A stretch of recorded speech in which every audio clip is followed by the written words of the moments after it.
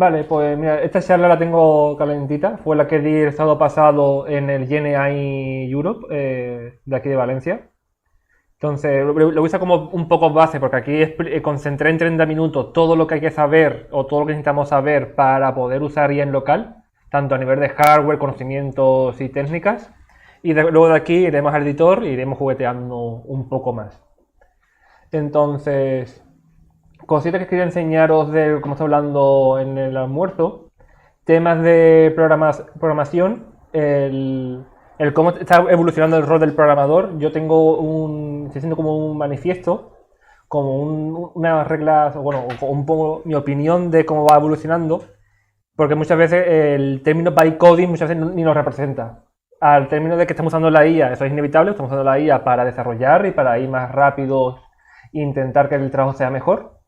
Pero el término bytecoding va mucho más pensado a cómo le digo algo y me entiendo. Entonces, no es la forma que yo uso IA, entonces el término bytecoding estaba como para mí era algo difuso, porque decía, es que hago bytecoding porque yo le pido a la IA que haga cosas, pero yo luego hago unos pasos que el bytecoding no hace. Entonces, para si os queréis un poco más de información, tengo esta página web donde expreso un poco ese manifiesto de que yo llamo leak coding, que es un poco el usar la IA como un CTO, como un test lead maneja a sus empleados, a sus compañeros. Normalmente este tipo de personas no suele programar, pero sí lidera y sí maneja el proyecto para que todo vaya a buen rumbo. Y siempre pongo un poco el ejemplo que un arquitecto en la obra no va a la obra a poner ladrillos, pero sí sabe cada ladrillo qué sentido tiene y por qué. Entonces, esto es un poco lo que, si queréis ver un poco más de esta nueva filosofía, que yo creo que es donde tenemos que ir como desarrolladores, a adoptar un poco este mindset. Con permiso. Entonces, esto es un poco, aquí tenéis esto y aquí voy publicando un poco blogs, opiniones y podcasts que voy hablando de un poco de este mindset que tenemos que seguir los desarrolladores, de seguir más el tema del leak coding y no del bytecoding. Y lo segundo, un poco para presentarme, yo soy Manuel Lemos, vamos a poner aquí, ya os enseño el resto. Compartir, no, voy a compartir con vosotros, pero no de esa forma. Yo soy Manuel Lemos, tengo un máster en inteligencia artificial Big Data, algunos me conocen también por tema de ciberseguridad. Ahora mismo mi trabajo principal es ingeniero de IA en Knifeit, que es una empresa que nos dedicamos a reducir devoluciones y aumentar la tendencia de compra del sector retail. Entonces mi trabajo es cómo la IA puede ayudar al sector, tanto como evitar las devoluciones, por ejemplo con predicción de talla, tú le das datos corporales y te va a decir la talla que te va a encajar para esa marca concreta, y no solo la talla, sino también si te va a quedar holgado por arriba, justo por abajo, si la manga te va a quedar un poco más suelta, más ancha, te dice a un nivel bastante exacto todo cómo te va a quedar la talla. Y por ejemplo, tenemos este tipo de producto, también Virtual Try-on, le pasa una foto tuya y te dice cómo te va a quedar la prenda, y mucho más juguetito que voy fabricando con ellos. Y por otra parte, como ya trabajar 8 horas en ingeniería de IA me parece poco, pues en tiempo libre estoy montando un laboratorio de IA, tengo un producto que se llama FOSS, que es en los Llama, pero escrito en Rust, totalmente local. Entonces, ahora luego explicaré, porque haré un poco la práctica con ellos, junto con los Llama. Entonces, estoy montando un laboratorio de IA por un poco de que en pensamiento de que en Europa nos estamos quedando un poco atrás, tenemos el talento, pero no tenemos los recursos.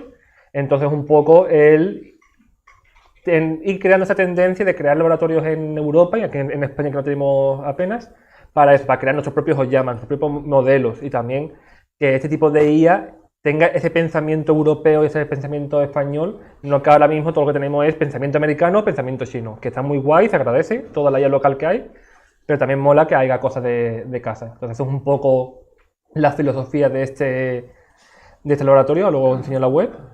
Y por último, soy colaborador de LOWAS Top 10 LLMs, que es de una organización en la cual investigamos la seguridad de los modelos y publicamos todos los años tanto tendencias como cómo corregir estas vulnerabilidades.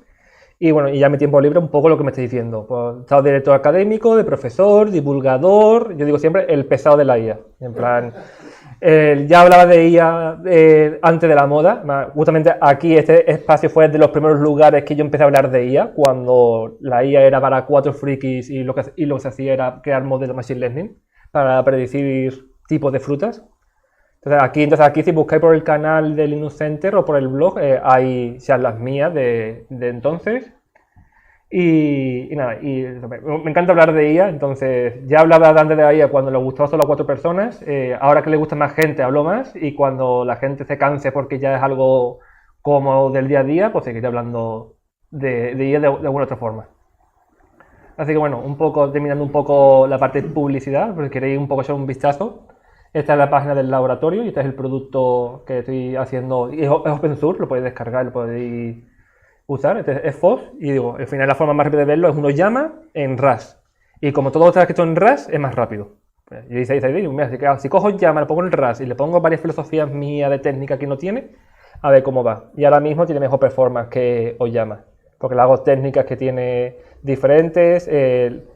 FOSS maneja ya lo de la memoria unificada, lo maneja él de forma nativa. Entonces, si tú tienes una GPU y tienes RAM, ya sabe cómo comunicarse para tener memoria unificada, aunque no sea un Mac. Entonces, tiene diferentes técnicas que yo echaba de menos en ecosistemas Linux y está ahí. Entonces, se llama FOSS, ahora luego lo enseñaré y es open source, por si algunos queréis descargar, publicar un commit, lo que queráis. Y bueno, y un poco esto, como laboratorio, como los laboratorios son caros, pues tengo aquí un bootcamp que lo que voy a explicar es un poco el primer tema. Entonces aquí voy a pasar, que es simplemente para financiar el laboratorio. Porque al final hay que probar con muchos tipos de modelos, que sea compatible con AMD, con diferentes tipos de hardware. Y las fuera, pues bueno, necesito un montón de tipos de hardware para poder evolucionar el laboratorio. Entonces he sacado esto, porque no me gusta pedir dinero de gratis. Entonces, pues bueno, pues yo doy formación y a cambio pues sigo mejorando el laboratorio. Entonces, si a alguien le interesa, lo he puesto aquí rápido para que cojáis las URLs. Pero bueno, ya quitando la parte de publicidad, quitamos aquí clic, la publicidad de Antena 3. Vamos a ver lo que habéis venido de verdad, que es aprender de IA. Lo dicho, ya esto lo ha explicado un poco Alejandro, que es un poco los problemas que tiene la IA en la nube. Los costes son impredecibles, es algo que vivimos con miedo. Tenemos nuestros modelos con Claude y de repente empieza a ir mal el modelo y te lo quitan. En plan, has de sacar 4.7 y dices, no, pero es que es peor, venga, voy a usar 4.6 y ahora a lo mejor te lo quitan de Claude y no lo puedes usar y estás obligado a usar uno que más carga a peor. Entonces tiene como esa incertidumbre. Los datos, la parte para mí de lo más importante, no sabe dónde va. Los rate limit, que muchas veces, sobre todo aquí en España con el tema de la liga, estás trabajando un domingo y de repente Madrid-Barça, ya no puedes trabajar. Ya, pues si de normal te joroba con tus páginas web, con un Docker que también joroba, imagínate si estás usando IA en la nube. Pues literalmente, pues adiós. Y la latencia en red y el verlo. Al final, si trabajas en términos un poco más complejos como salud, que fui CTO de una empresa de salud, puedes usar IA en la nube, no hay problema, pero la tienes que estar auditando cada 2x3 y decir por qué la tienes que usar y es una gestión de riesgo. Yo estaba contando en el estado pasado, si esto me hubiese pillado trabajando en la empresa de salud, si hubiese hecho toda la auditoría con el 4.6 y de repente me lo cambia a 4.7, ese mes de auditoría es coger, tirar la basura y hacer 4.7. Porque al final es el que te toca y si no te me lo han quitado en esta semana, dale 2 semanas más que lo quitarán de su router de modelos. Entonces la IA de la nube es muy importante, no estoy en contra, yo la uso bastante. Yo me gasto un dineral en IA de la nube para temas más complejos, sobre todo para presentaciones y temas de imágenes, que es donde más potencia necesito, que no tengo el hardware. Pero tenemos que ser conscientes con estas limitaciones. Entonces cuando cuento todo lo malo y la gente me viene, venga Manu, me has convencido, ¿cómo hago IA en la nube, IA en local? Pues le digo las cosas malas, las cosas buenas, me dice, ok, me has convencido, y empieza Manu a explicar todo el rollo que hace falta, y normalmente la cara se me queda un poco así. Pues mira, es muy sencillo. Vas a la página de Limbo, os compráis un portátil, lo tenéis, cogéis, os llama, lo descargáis, pero ahora tenéis que elegir un modelo. ¿Qué modelo? Hay 20.000 modelos, tienes que elegir un modelo con cuantificación, con un tipo de billions, con un formato concreto depende del tipo, si es multimodal, no multimodal. Empiezo a explicar y normalmente cuando me doy cuenta y se queda un poco mareado de mucha información, yo con mi API era feliz porque ahora me está convenciendo en cambiarme de mi API. Pero bueno, no es tan complejo. Os voy a dar un roadmap de 5 pasos para poder entender esto de la IA local y qué herramientas os recomiendo, qué configuración tiene que tener en cuenta. Y luego el último paso va a ser en la siguiente charla, que vamos a construir el agente concreto. Así que vamos a centrarnos en los 4 primeros. Y lo primero, como he dicho, hardware. Pues el hardware de entrada, bueno, lo hemos hecho un poquito antes con Alejandro. Lo bueno con la IA local, con una 4060 ya podemos empezar, no para hacer grandes cosas, pero sí para ir testeando y usarlo como un pequeño router. Una de las cosas que yo más hago con la IA en la nube es usar la IA local, la pequeñita, para hacer algún plan, hacer algún cambio pequeño o poder hacer unos cambios que son más exactos, o para ejecutar algún comando que no hace falta gran ciencia, y para la parte más pesada tiro ya de la nube. Entonces ya con esto, yo con 4060 ya puedo empezar a trabajar, más yo las clases en otro tipo de academia, para que vea cómo se puede construir, hago agente de SQL, un agente que es capaz de leer bases de datos y sacarte informe, y la hago una 2060. Una 2060 de 6 GB de VRAM, y con eso creo todo con Oyama, con un sistema multiagente, con Google SDK, y va súper rápido. Que la gente lo dice, Manu, ¿esto qué gráfica lleva? Una 2060. Un ordenador hace 7 años, y lo uso para dar las clases para que se vea que el hardware es importante, pero tampoco es una limitación para decir, es que si no tengo una 5090 ya no puedo empezar. Se puede entrar con una 4060 y cuando ya empezáis a coger el ritmo ya podéis ir a una 4090, una 5090, podéis ir a los aparatos que tiene, que es para meter como un doublet, que tiene que la gráfica externa y la enchufas y así puedes utilizar el ordenador que has empezado.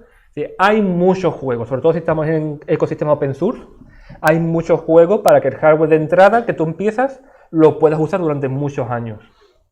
Y luego ya en empresas ya tenemos hardware más especificado, como el Spark que ha dicho antes Alejandro, pero bueno, esto ya es a nivel de empresas. Yo siempre cuento de que yo cuando empecé a trabajar aquí en Lanzadera, teníamos un ordenador aquí, un servidor, que como yo era del FP medio, yo era que entendía manejar el servidor, cambiar las piezas y tal, pues entonces el servidor estaba aquí, al lado mío. Y de ahí, pues poquito a poco, cuando fui a otras empresas, pasamos de tener servidor aquí debajo de nuestra mesa a la nube. Yo creo que con la IA local vamos a volver otra vez a nuestros orígenes, de tener aquí un servidor, que va a ser un servidor de IA, donde va a dar IA a toda la oficina.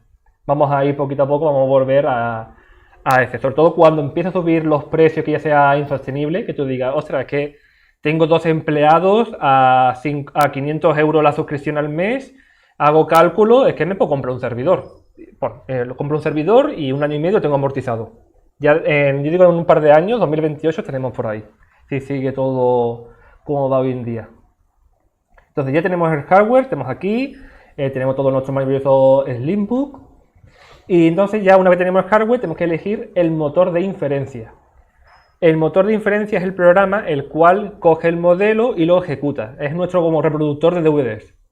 Y hoy en el mercado hay bastantes. Tenemos para elegir de todos los colores. Tenemos el famoso Oyama, que es más el juguete para empezar, porque al final Oyama hace cosas muy buenas, que es que la curva de entrada para aprender es súper fácil. Oyama 4 comandos y va bien, pero a nivel de tecnología todo va bastante lento comparado con otros competidores. Luego tenemos para cosas más serias, más en producción, tenemos VLLM, que este ya sí va súper rápido y sobre todo está ya preparado para múltiples usuarios. Si tienes una oficina o un servidor en la nube donde ofrezca servicios en tu empresa, pues yo he aguantado hasta 1000, 2000 usuarios simultáneos con unos 80 GB de VRAM en Amazon. Para cuando trabajaba en temas de salud, el hospital se conectaba a este sistema y iba concurrente y manejaba la caché súper bien para reducir las cargas y súper guay, está muy bien pensado. Yo siempre hago la comparación que Oyama es Docker, está muy guay para local, para desarrollar y cumple muy bien, pero cuando va en producción usamos Kubernetes. O el VLLM es el Kubernetes de Oyama. Entonces, está muy bien y es el que más recomiendo si hacemos productos más serios o ya queremos que la inferencia, sacarle prácticamente el 90% de la potencia de nuestro hardware, porque Oyama no tira de mucho más. Malgasta mucho, mejor dicho. Tenemos LM Studio, lo pongo por la parte más de interfaz, pero no me gusta mucho promocionarlo porque no es open source. Entonces, al final, muy guay. En plan, tenemos algo local, pero si tú el código que ejecutas el VLLM, el modelo, no sabes de dónde viene ni qué hace con los datos, estamos en las mismas. Entonces, es pan hoy para hambre para mañana. Entonces, LM Studio, si queréis empezar, no os desanimo, pero que sepáis que no es open source y como toda compañía que tiene su software más privado, siempre tenemos esa incertidumbre. Y lo tenemos el papá de todo, que es Llama C++, que básicamente todo lo que veis aquí, por debajo usa Llama C++. Es la librería base para todo. Y como os ha dado cuenta que todo construye sobre también tiene su modo server para ejecutarlo. Y luego aquí tenéis pues, el mío. Este es FOSS. Y como todos, yo uso también este por debajo para aplicar. Entonces, es mi capa de inferencia y el cual yo pongo las capas que no sé ello, que es la memoria unificada, aplicar paper como TwoWork1 para que la gestión de RAM sea más eficiente, y ahí voy poniendo un poco los juguetitos que yo puedo hacer, que normalmente os llamo VLLM a hacer sistemas mucho más grandes. Yo ponía PRs a ello para mejorarlo y me tardaba 2 meses. Claro, en 2 meses ya esa PR no tenía ni sentido. Entonces de ahí nace un poco de, joder, quiero algo eficiente en mi equipo, pero intento mejorar el ecosistema y no me dejan. Entonces, pues me lo guiso yo y lo libero. Entonces ya una vez elegido, nosotros vamos a elegir os llama por simplicidad para estas prácticas. Hay que entender los modelos. Los modelos, cuando empezamos a buscar modelos de una forma un poco más profesional, nos sale el nombre así de grande. Queen 3.5 27B Istrut Q5KS.GGUF. Entonces, vale, ¿y qué diferencia hay con el Queen 3.6 40B Base Q3? Es muy difícil saberlo así de primeras. Entonces, os voy a dar como una tablita para que veáis rápidamente qué diferencia hay entre uno y otro y así podáis saber cuál modelo necesitáis en cada tarea que hagáis. Lo primero de todo, lo más sencillo, el nombre del modelo. Normalmente este nombre del modelo marca la arquitectura, es decir, cómo está hecho el modelo de lenguaje natural para funcionar. Y esto está muy bien porque dependiendo de la arquitectura podemos saber si es multimodal, no es multimodal, si peca de algunas cosas que hacen mal, por ejemplo el razonamiento, entonces que nos ayuda bastante a saber cómo lo suelen construir. Pero un cambio de nombre de la misma empresa normalmente no suele pasar, pero OpenAI lo hizo hace un par de años con los modelos GPTs y los O1, O3, O4. Tenían sus modelos normales y uno especialmente para razonamiento, y luego con el GPT-5 lo unificaron. Entonces, normalmente cuando cambia el nombre es porque hay un cambio de arquitectura muy gordo y un cambio de funcionamiento bastante heavy. Es raro que lo cambien, pero a veces cambia. Por ejemplo, OpenAI, otro ejemplo de cambio de modelo hace poco, Meta, los modelos de llama, pues ya se ha olvidado del open source y ha sacado su propio modelo grande y le han cambiado el nombre. Así lo puedo encontrar un momentito. Meta Model. Lo sacó hace poco y ya era otro nombre diferente.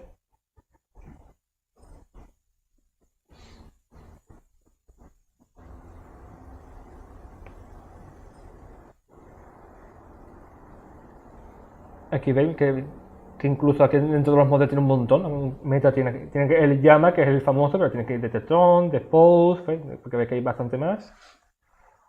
Pero aquí saco uno privado, ahora sí luego lo buscaré.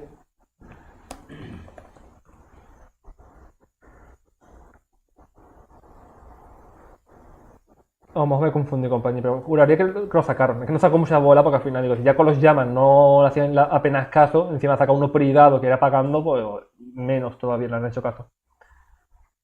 Pero bueno, entonces el tema del nombre. Luego tenemos la versión. La versión al final, un poco como todo software. Va sacando diferentes versiones y supuestamente cada versión es mejor. Esto igual tenerlo en cuenta porque en este cambio de versión también hay cambio de arquitecturas y hay veces que nos conviene tener en un sistema agéntico que usemos varios tipos de LLMs, tener el mismo en varias versiones. Por ejemplo, el Queen 3.5 le da muchas vueltas a todo. Tú le preguntas cualquier tontería, aunque sea muy corta, un hola, ¿qué tal?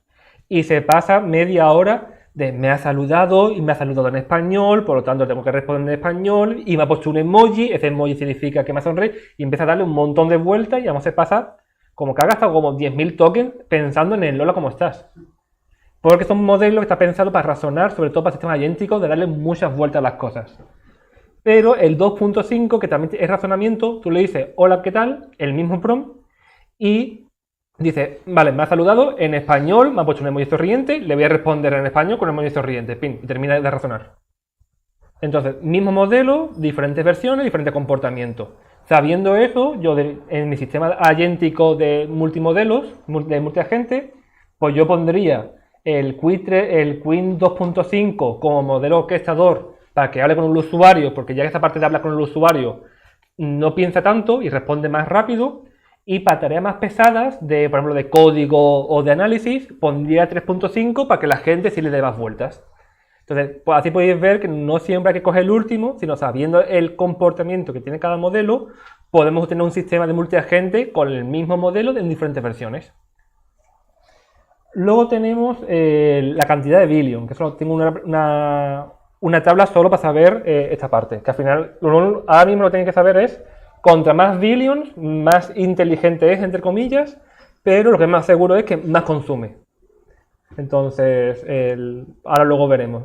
Hace poco ha sacado DeepSeek V4 y el modelo Base, por defecto, es de 1,4 trillions. Ya ha ido al siguiente. Que lo estaba mirando y que no me lo creía, porque hacía tiempo esa tendencia se había quitado. Aquí tengo el DeepSeek, a ver, DeepSeek 4, el Flash Base, creo que no, que era el Pro. Este tiene 292, pero estaba buscando el Pro. Aquí está, el Pro Base. 1,6 trillion. Es decir, 1.600 billions. Así un poco a la matemática de la abuela. Para que os hagáis una idea, la última que vimos un número tan grande fue que a Nvidia se le filtró la cantidad de parámetros que tenía GPT-4 y era 1,4. Y desde entonces no se ha vuelto a hacer más porque esto necesita una central nuclear y parte de la del país vecino para ejecutarlo. Entonces, esto lo hizo con GPT-4, se dio cuenta que esto consumía muchísimo para lo que le hacía falta y empezaron a sacar modelos de 500, 600 y mejorar la arquitectura. Entonces, hacía muchísimo tiempo que ya no se veía que alguien sacara un modelo tan grande. Pues mira, pues DeepSeek pues ha dicho, pues mira, pues como esta. Entonces está usando ahí, tiene ahí media China con los pedales para que haga que ejecute un prompt suyo. Entonces, eso es lo que vamos a ver. Contra más parámetros tenga, más eficiencia energética necesitas. Eso es lo que más seguro sabemos de esta cantidad de billion. Luego tenemos dos palabras que a veces se pone, a veces no, que es instruct o base. Base es el modelo tal cual nació en los primeros GPTs, que son modelos de predecir palabras. Es el WhatsApp vitaminado. Tú le pones un ejemplo. En Valencia me gustan, la fruta que más me gusta comer es, que os viene en la cabeza rápido, naranja. Pues eso es los modelos base. Tú le das una frase y lo único que va a hacer es predecir la siguiente palabra, ni más ni menos, y simplemente texto plano. Los instruct ya están entrenados, como estoy diciendo bien, para recibir instrucciones. Es decir, ya viene entrenado en formato chat para que yo le dé una instrucción y que me tenga que responder en formato de instrucción. Formato de instrucción es cuando hablamos con GPT y le digo, mira, dame un resumen de este texto. Y te hace ok, te voy a resumir este texto de una forma muy eficiente. Aquí va a hacer la tarea. Aquí tienes el texto que te acabo de resumir. Si quieres algo más, dímelo. Eso es más son los modelos instruct. Son más de un poco, saber que va a hablar con un usuario y decora un poco más. Y los base van muy al grano. Coge una frase y dice, y a partir de aquí, pon, tiro. Entonces, igual, dependiendo del tipo de trabajo que necesitemos, nos viene uno u otro. Hoy en día, el 90% que nos hace falta son los instruct. Pero hay veces que los base se usa para temas más de fine tuning, para modificar el modelo y temas más avanzados. Pero si los veis por ahí, pues se veis que para vuestro trabajo el base básicamente no lo vais a usar.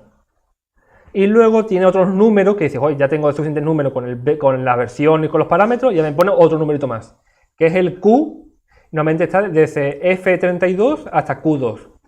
Esto es la cantidad de cuantificación, que lo que nos viene a decir que ese número, contra más cercano esté al 2, más ligero es el modelo. Ya lo explicaré un poco el coste de ello. Bueno, y este es el formato, pues, como cualquier otro archivo. Este es el formato ahora mismo, el más popular para modelos de local. Hay varios, este es el que os recomiendo. Simplemente tomarlo como cuando os digo descargar una película en MP4 porque se ve muy bien, confía en mí, igual.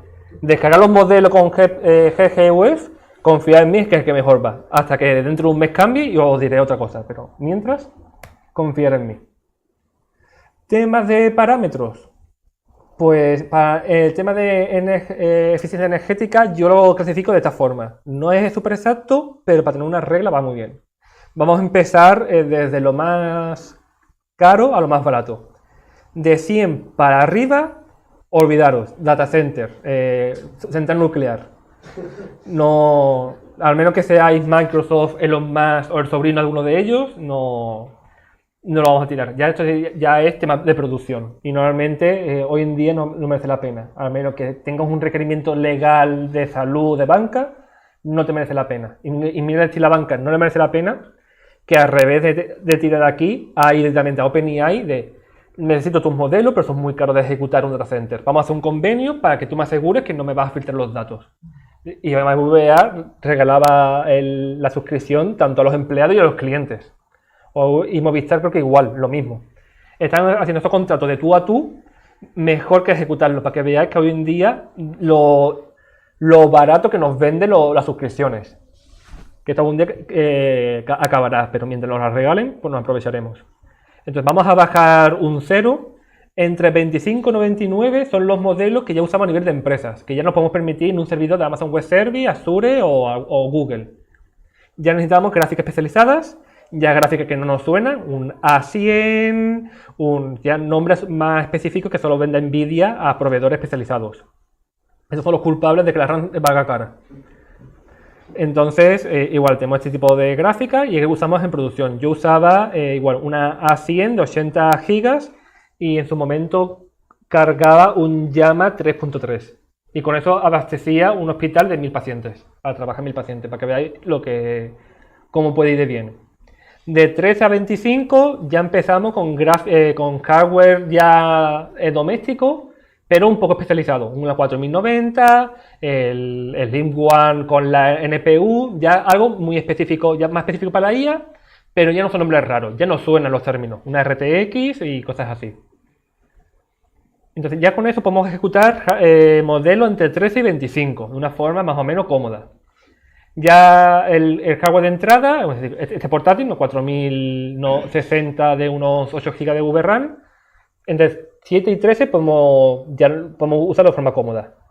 Ya, ordenador sin CPU, el ordenador que nos suele dar en trabajo HP solo con CPU, se puede usar entre 1 y 7.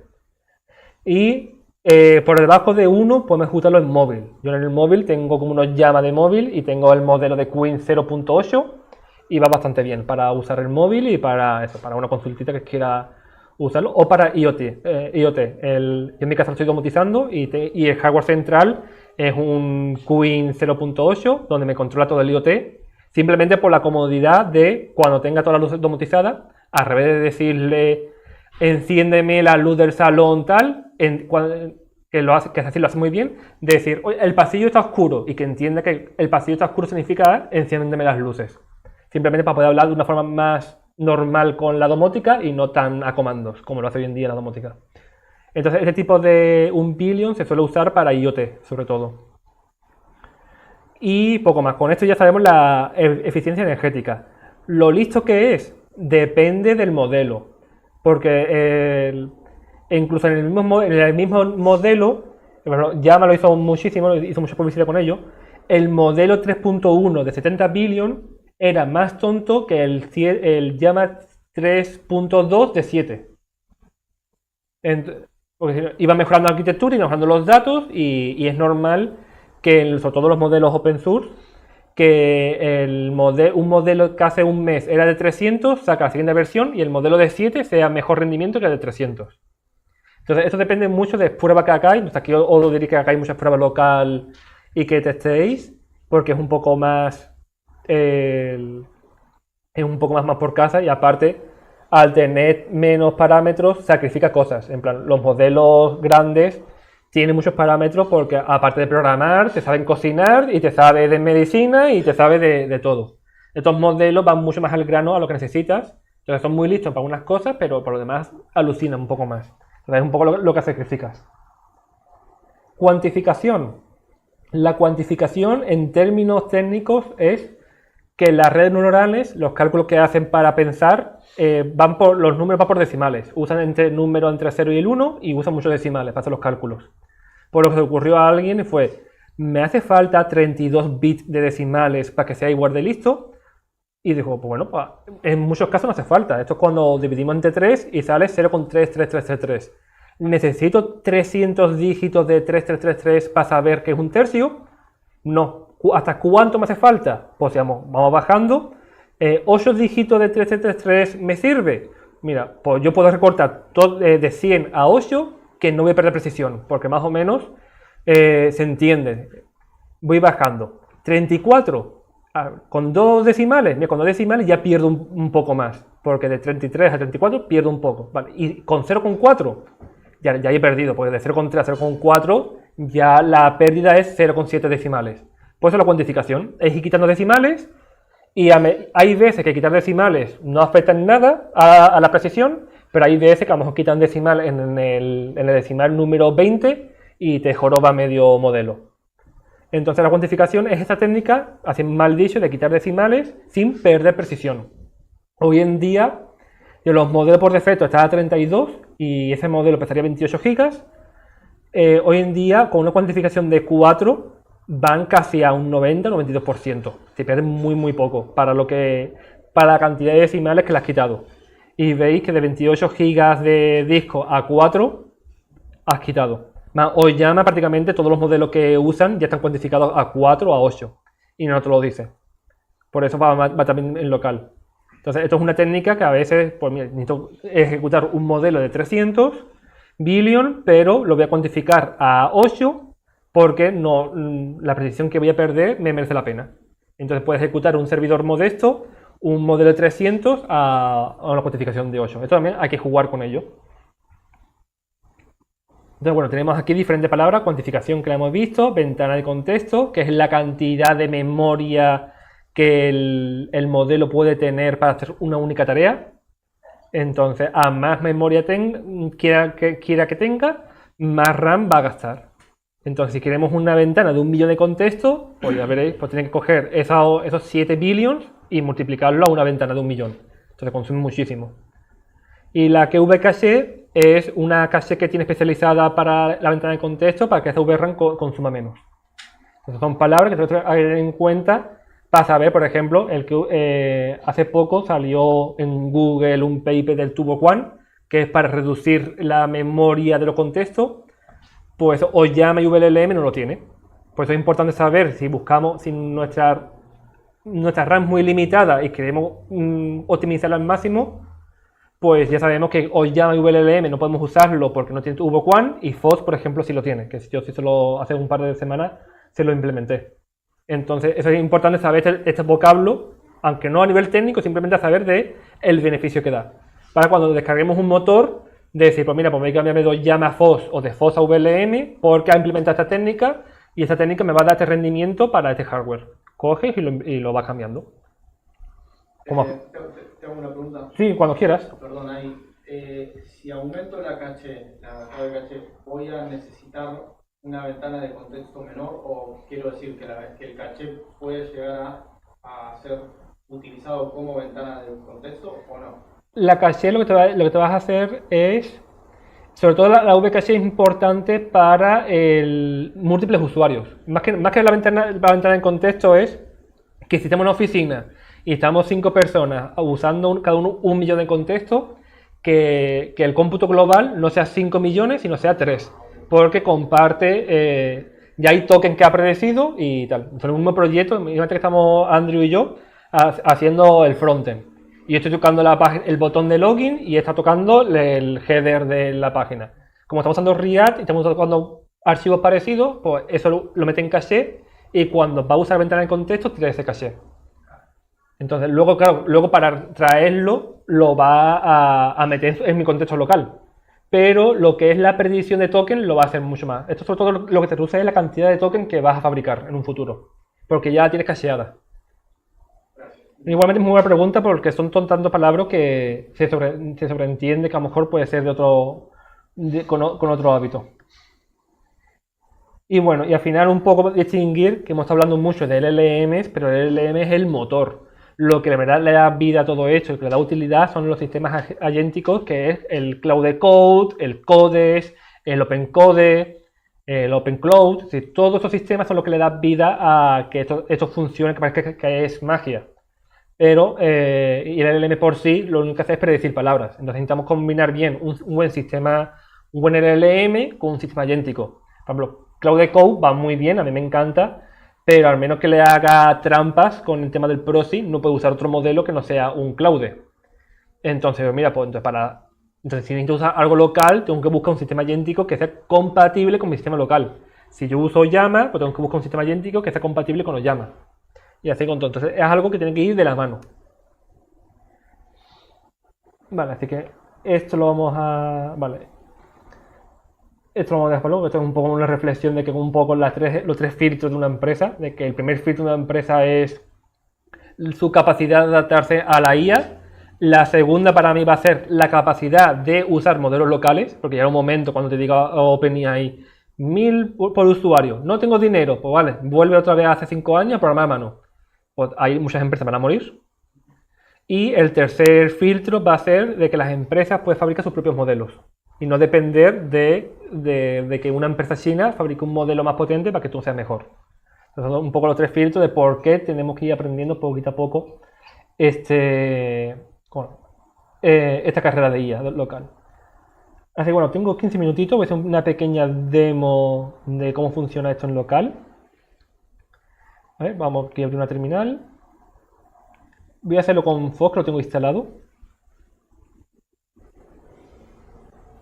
A ver si puedo ampliar un poco esto. No. Aquí, lupa. Vale, así y así. Vale, aquí voy a hacer la instalación de un modelo local. Aquí, bueno, tengo aquí a mi querido Fox. Y normalmente serían los siguientes pasos. Instalamos en el local, que esto sería usa un Docker, también se puede hacer, yo lo tengo localizado. Y una vez que lo tenemos, el primer paso sería buscar en internet los modelos. Que tengo un comando que sea search, que aquí pones un modelo que quiera buscar, por ejemplo, el Queen 3.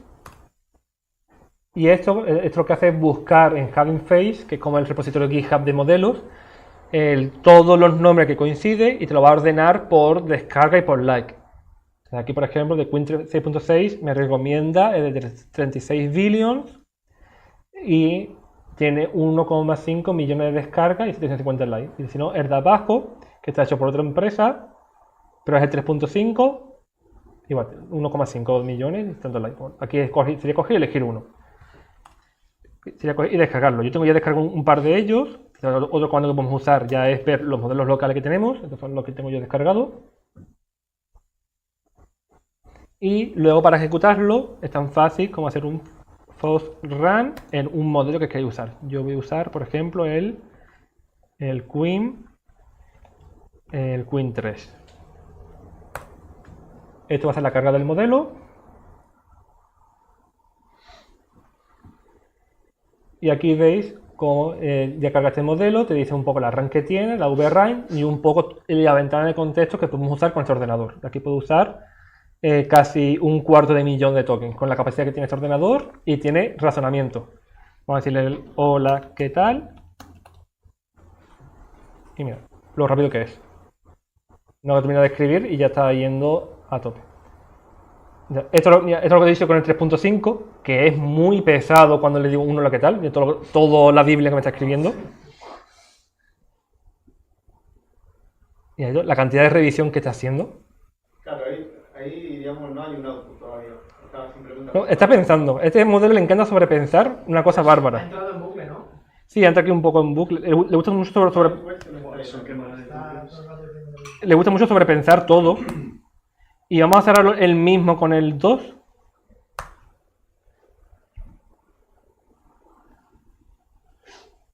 Este pensamiento no lo tiene. Vamos a poner aquí sync. Este literalmente ya ni ha pensado. Vamos a activar la habilidad de pensamiento. Mira, este no lo está activando.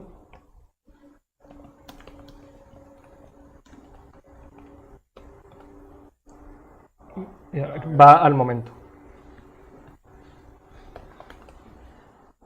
Este aquí con Foss y ahora vamos a ir con Oyama. Tengo por aquí un Visual Studio Code para enseñaros.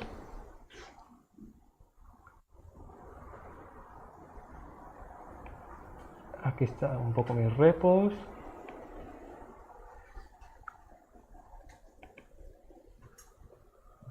A ver si tengo aquí algún...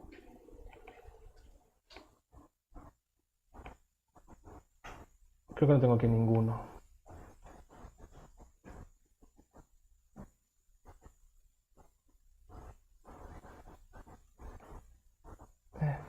El laboratory.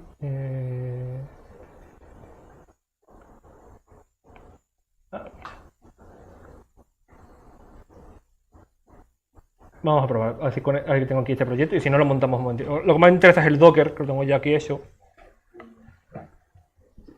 No, no lo tiene, qué pena.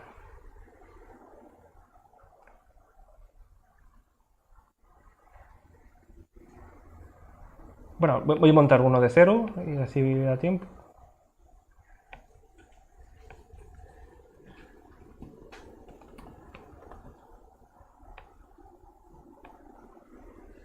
Un poco como yo lo haría, voy a ampliar un poquito esto.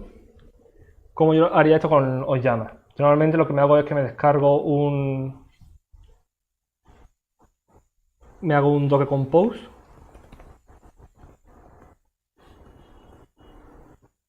Voy a quitar esto.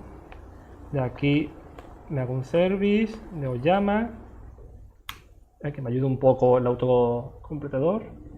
Y de aquí, para que funcione con la GPU, tengo que meterle aquí un deploy. Aquí está. Este no es el que yo quiero. Ahora pues si no busco un segundo por internet.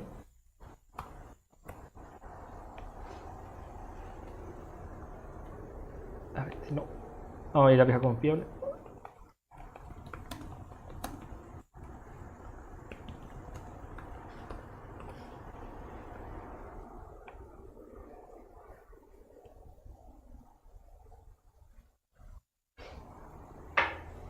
A ver. Nunca me acuerdo de ese comando. Voy a poner GPU. Aquí está, del propio Oyama. Aquí está, mira, que ve que bastante largo. Copio. Esto lo que le permite al Docker es que puede usar la GPU que tengamos del ordenador. Aquí veis que estamos usando que use el drive de NVIDIA y que use toda la GPU que tengamos. De aquí vamos a ejecutarlo. Docker Compose App. A ver. Vale, este volumen vamos a quitarlo.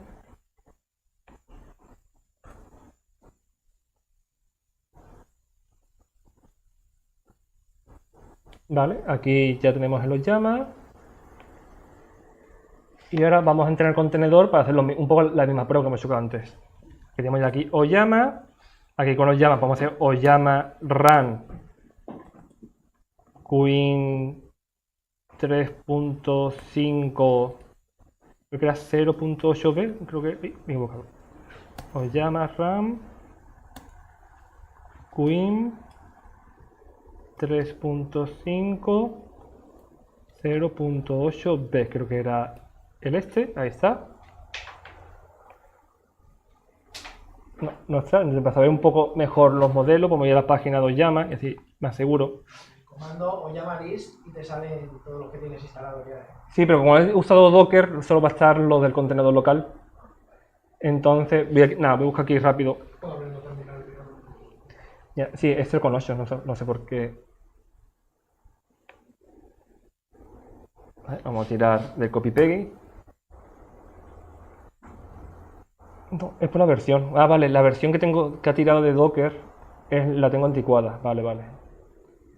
Como he tenido una instalada, esa es la que me ha tirado mal, así que tengo que ir aquí a Oyama.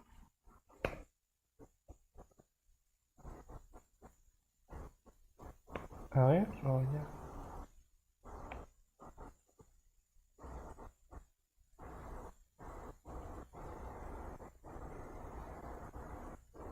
Docker VLLM, Oyama.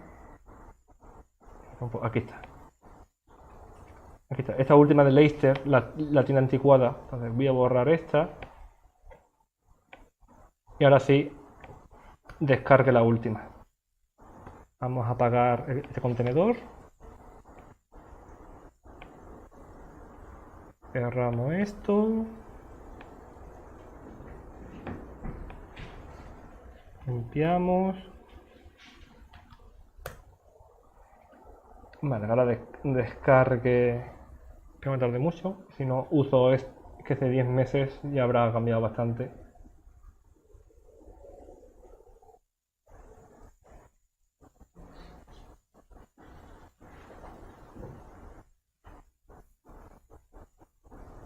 Vamos a tirar lo que está haciendo tiro de esta y si no, buscamos otro modelo más pequeñito. No, 3 GB va a tardar una barbaridad. 0.9.3. Supongo que era el Leicester que tenía antes.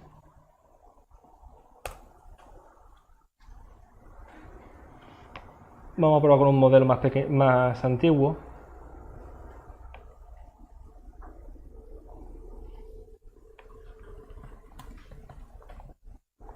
El 2.5 0.6B. No existe. Vamos a buscarlo.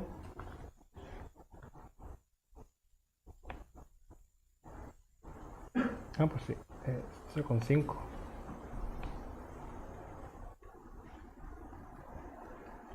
¿Este 6 o 5? Ah, 5. 5B. Ahora sí, hace la descarga.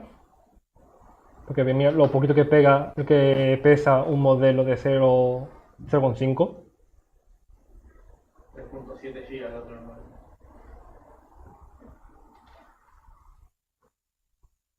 Aquel intervalo lentísimo. Normalmente si queréis hacer una pregunta mientras se vaya descargando, alguna duda que tengáis. ¿Qué diferencia tienes de Fox con VLLM? La diferencia ahora mismo es el tema de los comandos, que lo tengo más tipo llama para que sea más sencillo, y también que en Fox tengo interfaces para que se pueda conectar simulando que es Oyama, simulando que es Claude y esa es por la parte de usabilidad. Y ahora mismo a nivel técnico la gran diferencia es los papers que voy aplicando yo, que al no tener tanto control puedo aplicar estos papers de TurboQuant, y VLLM está ahora en review. Sí, lo sé. ¿Y con MCP has integrado algo? ¿Piensas hacer algo con eso? Sí, tiene compatibilidad con tools. Y tiene toda la capa de tools, tanto la propia que tiene con OpenAI como la de Oyama. Tiene las dos interfaces. ¿Y no has pensado poner un integrador tuyo propio para poder conectar con MCPs de, yo qué sé, me quiero conectar con el MCP de HubSpot? Para estar haciendo una cosa de HubSpot, por ejemplo. No, eso no, tira de las interfaces de Oyama. Ahora mismo lo que he hecho es, como ya la gente está acostumbrada a usar las interfaces vía OpenAI o vía Oyama, pues te conectas ahí con poner la URL como si fuera... Vale, son para los chavales que tienes que destetarlos, está bien, pero para hacer cosas serias. Sí, tengo que ir Para mí mirando. sería un salto súper potente, ¿eh? Lo digo Me lo apunto. como reto que me estoy encontrando yo. Es decir, yo creo que la potencialidad que tú utilizas un Fox versus un VLLM, ojalá Fox la consiga petar más. Sí. Que te tengo mucho cariño. Pero yo creo que el salto cualitativo lo daría a nivel de business si eres capaz de tener un conector en el que te pueda... Sí, propio. Que yo tengo, no soy el dueño de HubSpot, pero si me pudiera conectar de manera muy tranquila, ir ahí hay otros programadores ahora mismo tienen un pain de la hostia. Sí, se puede conectar, pero te conectas con la interfaz que se conecta con Oyama. Y esa conexión, pues, tú coges un OpenWay UI y simplemente va a buscar, o el campo de OpenAI o la parte de llamas, pone la URL de FOSS, de server, y te va a funcionar igual. Para que a nivel de seguridad tiene alguna... Sí, ahora sí. Ahora mismo, hasta que te vaya siendo más famoso y que al final la gente lo vaya implementando, pues una vez que tú ya lo tengas conscientemente fuerte, y puerta por puerta de, mira, tengo mi propio llama y creando la interfaz, igual que eso. Porque Igual esa ese momento. parte, no sé si tú le generas como, yo qué sé, un patrón tipo un Open Gateway o alguna cosa de esta, ¿sabes? Donde tú securices esa parte, probablemente tengas mucha gente llamando a la puerta, ¿sabes? Pues sí, me lo voy a apuntar. Está en el roadmap, pero a mí me estoy centrando justamente en lo que tú dices. Quiero intentar. Pues yo tengo un pain con varios de los proyectos, hay proyectos que tengo que prácticamente llevo una empresa X y claro, desarrollarle un MCP que conecte con su CRM vale más eso que las horas de las que estamos ahí con ellos, ¿sabes? Sí, pero una cosa es desarrollar un MCP y otra cosa es la conexión del LLM. Sí, pero que en cualquiera de los dos casos al final el pain es parecido, es decir, lo que quiero yo es, digamos, apizar mi servicio para que un externo lo vea. Te he puesto el caso de HubSpot, que es algo que marketingamente todo el mundo más o menos conoce. Yo tengo un TRF de Almería o de Albacete, y claro, hacer lo que se parezca a un HubSpot y que sea conectable y tal, porque el tema de hacer un pipeline end-to-end de data es quizá lo más complicado ahora en el mundo en el que nos movemos de LLM. Sí, ahora mismo FOSS lo que hace es la parte de conexión. Si existe un MSP, se conecta a ese MSP, pero al final porque no es el punto es un motor de inferencia. Ya la parte de MSP ya sería un sistema idéntico que use FOSS como el motor. Sería como el equivalente Cloud Code de Anthropic. Ahora mismo ahí no he ido porque al final digo, ¿de qué me sirve tener herramientas súper potentes si el ordenador va lento porque no es capaz de ejecutar el código? Entonces esa primera etapa de que los modelos vayan rápido y vayan bien en un ordenador, y segunda etapa ya es lo que tú dices, que haya forma de crear tu propio MSPs y tenga esa parte agéntica. Pero igualmente me apunto el feedback, te lo agradezco un montón. Vale, aquí viene un poco, entonces ya veis un poco que el workflow es lo mismo. Aquí ya lo he hecho con Docker, coges el Docker, te lo instalas, descargas el modelo y ya a partir de pues, empiezas a hablar. Este tipo de modelos, si vamos aquí en este caso, creo que no, localhost era el 11434. Ve que por aquí llamáis running. Entonces, esta URL la enchufáis a diferentes servidores agénticos y va a empezar a usar los llama FOSS con esos modelos que tú la has instalado. Que eso es un poco por lo que te voy a dejar ahora. Sí, tío, se la deja botando. Me has puesto lo más difícil, no sé. No, lo tuyo es de que ahora tela. Yo he dejado un poco la base teórica, para que por lo menos ahora que no, pero bueno. Y aquí por lo menos tenemos el LLM, que digo que está muy guay, y la verdad que esto hace 3 años cuando nació, 3 años y más, cuando salió estos GPT-2, GPT-3, lo que más miedo tenía era en plan, ostras, pero algún momento vamos a tener modelos que yo pueda ejecutar aquí, porque si esto no se libera, siempre estamos a merced de estas empresas. Y hubo un movimiento que se llamaba Open Assistant, no sé si alguno os acordaréis, como un primer movimiento para entrenar un GPT, y ahora mira, ya lo tenemos, que estamos aquí a hablarle.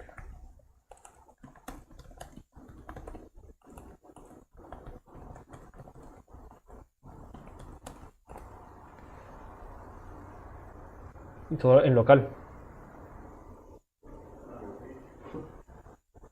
Y para los más escépticos, si no me creéis, mira.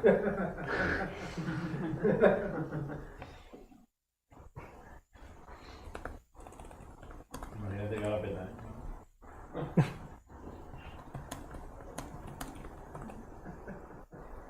Que no da tiempo ni a leerlo. Entonces, 100% local, entonces, está guay, pero hemos ido a esta primera etapa que os he comentado. Tenemos un predictor de WhatsApp súper potente, súper chulo. Ahora hay que darle, tenemos el motor, ahora hay que darle la carrocería, el volante, el freno. Ahora hay que darle el resto del coche para que sea útil. Pero con el motor está muy guay, pero no sirve para ir encima de él. Así que si no tenéis más preguntas, que lo dejamos aquí y así también le dejamos más tiempo al compañero.